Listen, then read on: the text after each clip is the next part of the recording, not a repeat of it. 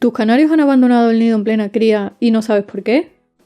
Hola compañeros y compañeras de afición, bienvenidos una vez más a un nuevo vídeo en el que vamos a hablar de por qué los canarios abandonan el nido durante la cría y qué podemos hacer para evitarlo. Sin más, empezamos.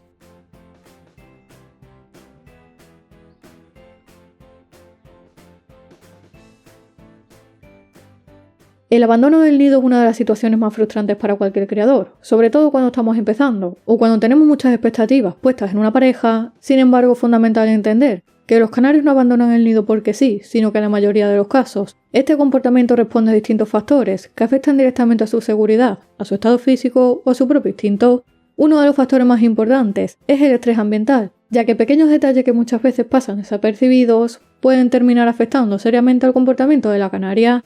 Durante la incubación y la cría, los canarios necesitan un entorno tranquilo y estable, por lo que ruidos constantes, golpes, mascotas o demasiado movimiento cerca del aviario puede hacer que la hembra se sienta insegura y termine abandonando el nido.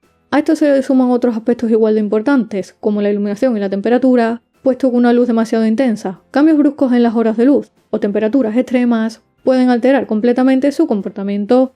Por ello, es fundamental colocar la jaula en un lugar tranquilo, con buena luz natural, pero sin exposición directa continua, evitando corrientes de aire y manteniendo una temperatura estable y agradable.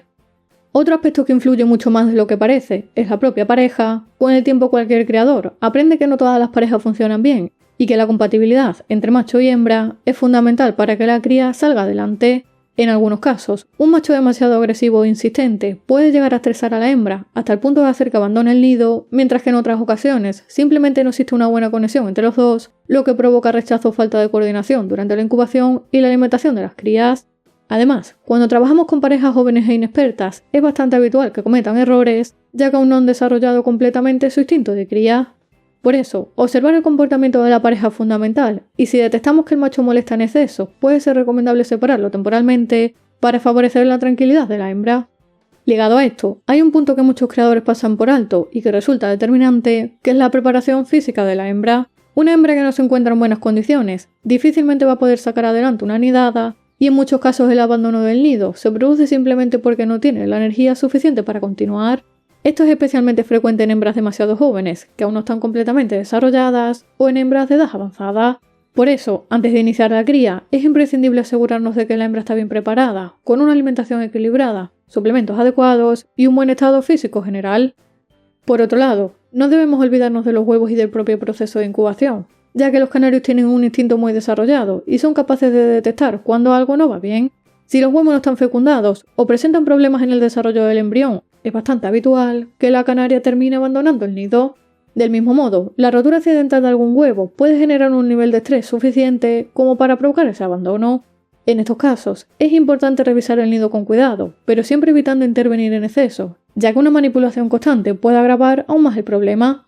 Otro factor que muchas veces pasa desapercibido es la presencia de enfermedades o parásitos, especialmente ácaros y piojillos, que pueden instalarse en el nido y generar una gran incomodidad en la hembra, haciendo que no quiera permanecer más tiempo en él.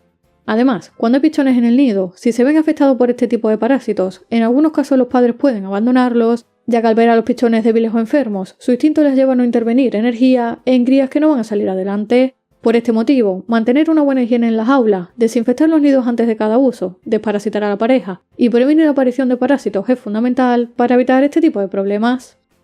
La alimentación durante la cría es otro de los pilares fundamentales que no debemos descuidar, ya que una dieta insuficiente o mal equilibrada puede provocar desgaste en los padres y terminar derivando en el abandono del nido. Durante esta etapa, los canarios necesitan un aporte extra de proteínas, vitaminas y minerales para poder afrontar el esfuerzo que supone sacar adelante a sus pichones. Por ello es muy importante proporcionarles pasta de cría, semillas de calidad, frutas y verduras frescas y agua limpia a diario, asegurándonos así de que tanto la hembra como el macho se van a mantener fuertes y activos.